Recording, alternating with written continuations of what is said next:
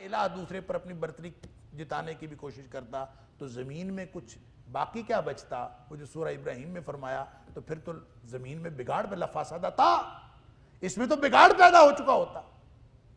تو زمین کا نظام سموتھ رننگ، کائنات کا پورا شاندار نظام یہ بتاتا ہے کہ سبحان اللہ عما یصفون، اللہ کی ذات ان سارے عیوب و نقائص سے پاک ہے جس کے بارے میں یہ لوگ باتیں کرتے ہیں۔ ان کو سمجھ نہیں آتی کس ذات کے بارے میں بات کر رہے ہیں، اتنی سی مخلوق ہے۔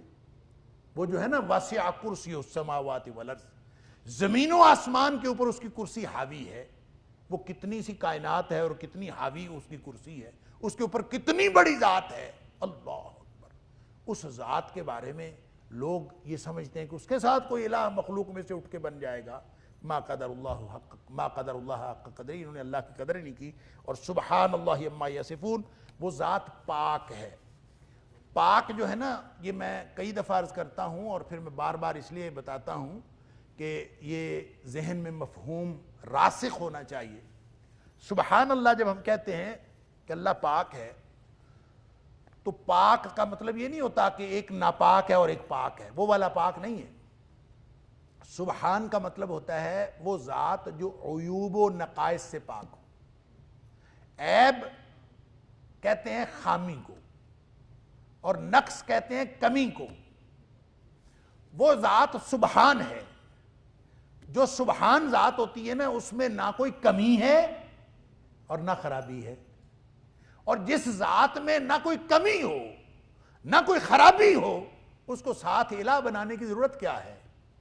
اس کو کسی کو اپنے ساتھ ملانے کی ضرورت کیا ہے؟ وہ ہر احتیاج سے پاک ہے۔ اس لیے جہاں کہیں شرک کا ذکر ہوتا ہے، سبحان اللہ عما یصفون، وہ ذات ہر قسم کے عیوب و نقائص سے پاک ہے۔ اور دوسری بات یہ کہ سبحان کا لفظ، اس کے اندر یہ عیوب و نقائص سے پاکی ہوتی ہے، یہ اس کا سلبی پہلو ہے۔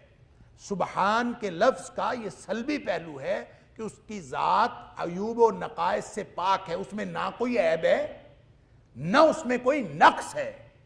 لیکن اس کے اندر ایک ایجابی پہلو بھی اسی سبحان کے لفظ کے اندر موجود ہے، اور وہ ایجابی پہلو یہ ہے کہ اس کی ذات کمالات اور خوبیوں کا مجموعہ ہے۔ کمی بھی کوئی نہیں، خرابی بھی کوئی نہیں، حسن، خوبی، کمالات، وہ دنیا کائنات میں جو بڑے سے بڑا کوئی تصور ہو سکتا ہے وہ اللہ کی ذات میں بھرپور موجود ہے۔